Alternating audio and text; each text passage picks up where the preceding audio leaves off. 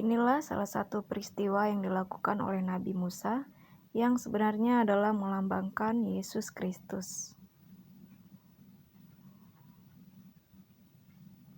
Pada keseluruhan Alkitab, keberadaan Nabi Musa sangat dirasakan. Dan nama Musa baru muncul di kitab Keluaran 2 ayat 2. Meskipun Musa adalah penulis kitab Kejadian, yaitu kitab yang menceritakan tentang otoritas Allah dan dasar tentang siapa kita. Bagaimana kita bisa ada dan mengapa hal-hal baik bisa menjadi buruk sedemikian rupa. Dan mengapa kita bisa tetap bertahan. Kitab Kejadian juga menuliskan tentang peristiwa penciptaan, kejatuhan, janji penebusan.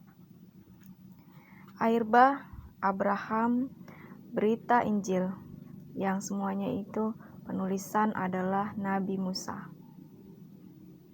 Kehidupan Nabi Musa sendiri hampir tanpa cacat celah.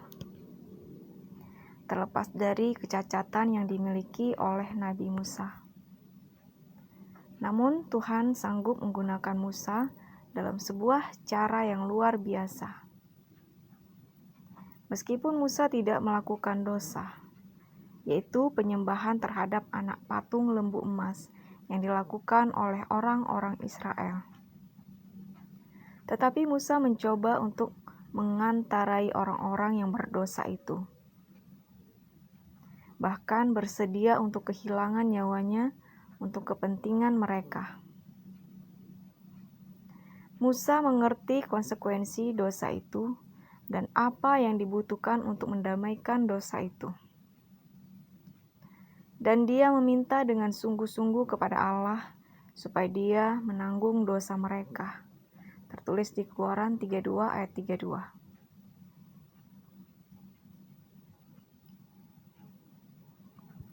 Hal yang dilakukan Musa adalah satu-satunya bahwa dosa mereka atau dosa apa saja hanya bisa diampuni pada akhirnya melalui perantara kita, yaitu gambaran rencana penebusan dosa oleh Yesus Kristus, yang adalah anak domba Allah.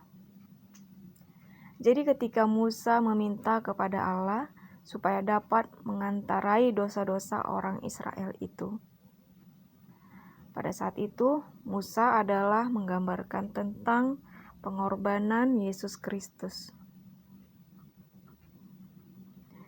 Pada bagian awal Alkitab ditemukan sebuah ungkapan yang sangat luar biasa tentang korban pengganti, yaitu Allah sendiri dalam pribadi Yesus, yang akan menanggung dalam dirinya pukulan yang terberat dan hukuman dari dosa kita.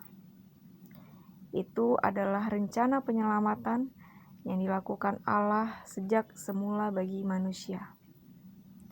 Sementara di saat yang sama, Dia tetap mempertahankan kebenaran, prinsip-prinsip pemerintahan dan hukumnya. Berabad-abad kemudian, Petrus menuliskan tentang Yesus. dalam 1 Petrus 2 ayat 24. Ia sendiri telah memikul dosa kita di dalam tubuhnya di kayu salib, supaya kita yang telah mati terhadap dosa hidup untuk kebenaran. Oleh bilur-bilurnya kamu telah sembuh.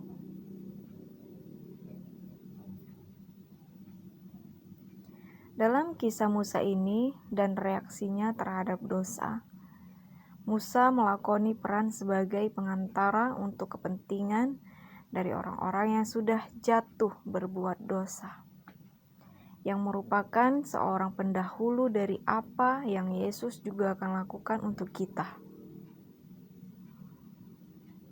Dalam Ibrani 7 ayat 25 dikatakan, karena itu ia sanggup juga menyelamatkan dengan sempurna semua orang yang oleh dia datang kepada Allah, sebab ia hidup senantiasa untuk menjadi pengantara mereka.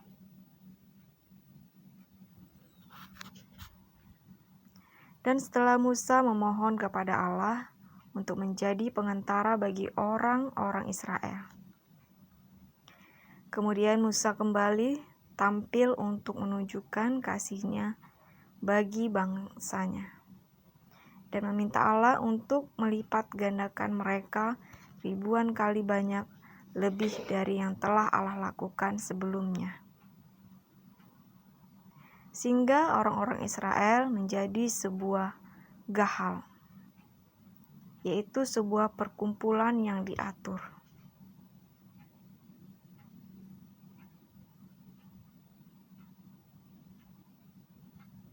Dan ini adalah sebuah cikal bakal terhadap apa yang nantinya ada di perjanjian baru, yaitu eklesia, sebuah kata Yunani untuk gereja, tertulis di Matius 16 ayat 18.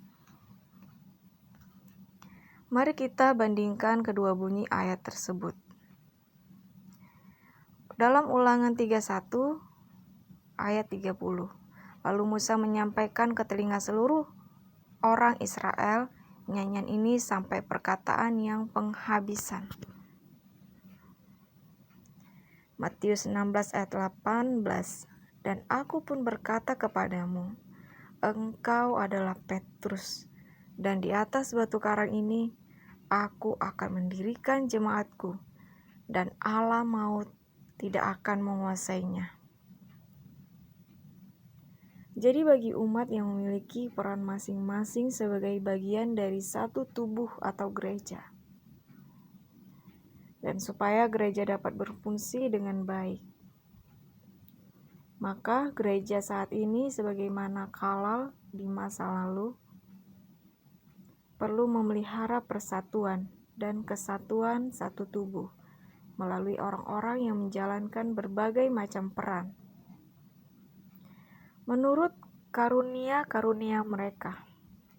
Jadi agama yang benar itu adalah agama yang terorganisir, yaitu seperti telah dicontohkan oleh Musa di Perjanjian Lama dan oleh Rasul Petrus di Perjanjian Baru. Terima kasih sudah menyimak video ini. Kiranya memberkati kita semua. Shalom.